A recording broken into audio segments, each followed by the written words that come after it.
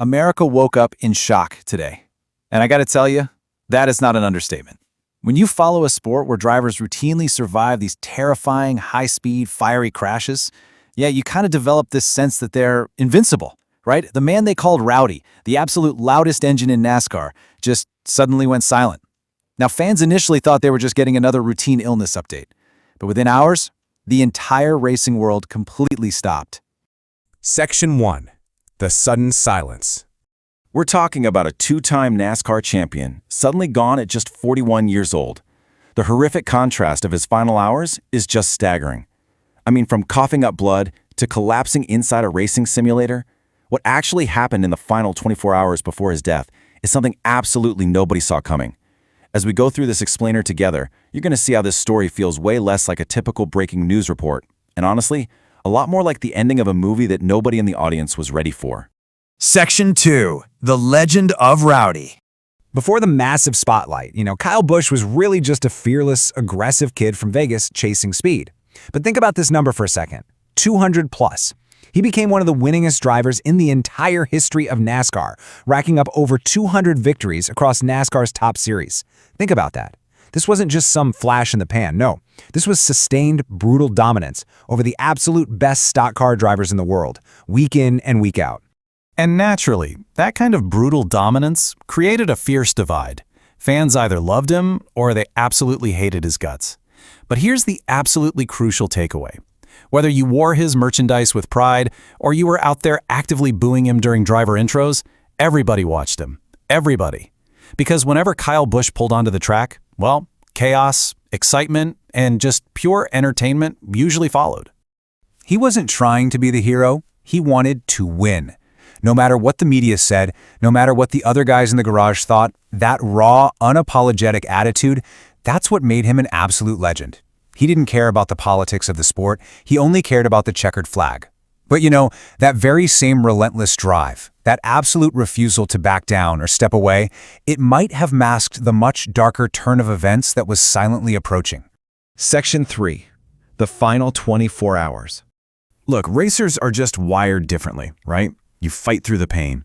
And honestly, that's what makes this timeline so incredibly chilling. It starts earlier this month. Feeling sick, Kyle pushed through it just like he always did, but his condition was definitely deteriorating. During the Coca-Cola 600 prep, reports actually indicate he began experiencing severe breathing problems and even started coughing up blood. Yet he just kept preparing for one of NASCAR's most grueling events. That takes us directly to the day before his death, arriving at the simulator, and then tragically, just hours later, the 911 call. The setting for those final hours was the North Carolina Chevrolet Simulator facility.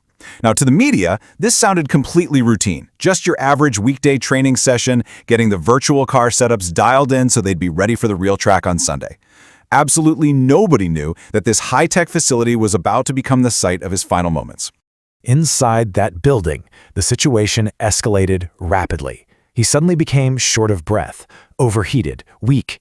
I want you to really think about the physical toll of this. A man who wrestles a 3,000-pound stock car in blistering heat for 4 hours straight, suddenly overwhelmed by weakness in a climate-controlled room.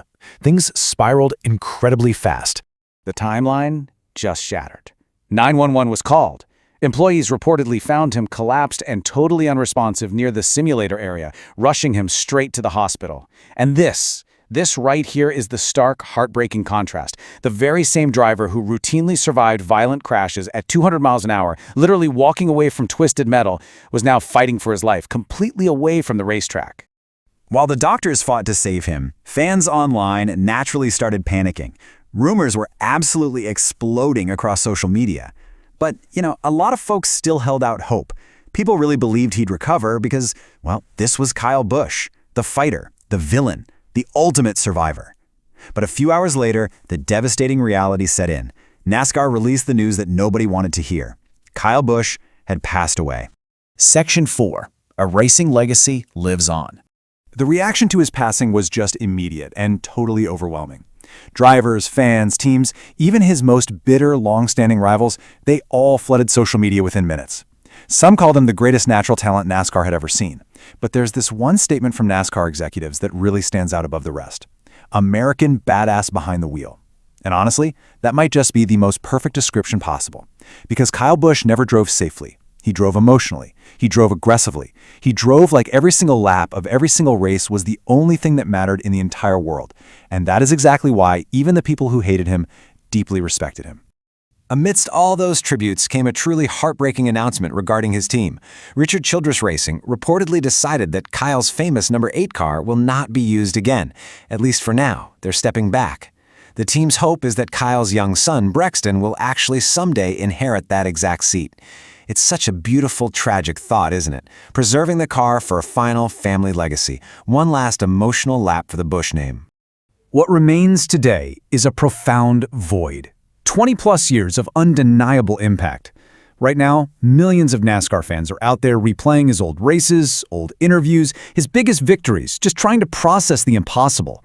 Because for over 2 decades, Kyle Busch simply was NASCAR. He was the headline. And now, heading into the weekend, the track is going to feel so much quieter. Kyle Busch's story was never simple. He was loud, he was intensely competitive, and yes, sometimes he was reckless, but man, he was unforgettable. And maybe that's exactly what makes legends different. It's not about perfection, it's about impact. It's about the feeling they leave behind. Legends don't just disappear when the engine stops. They live forever in the noise they leave behind. Rest in peace, Rowdy.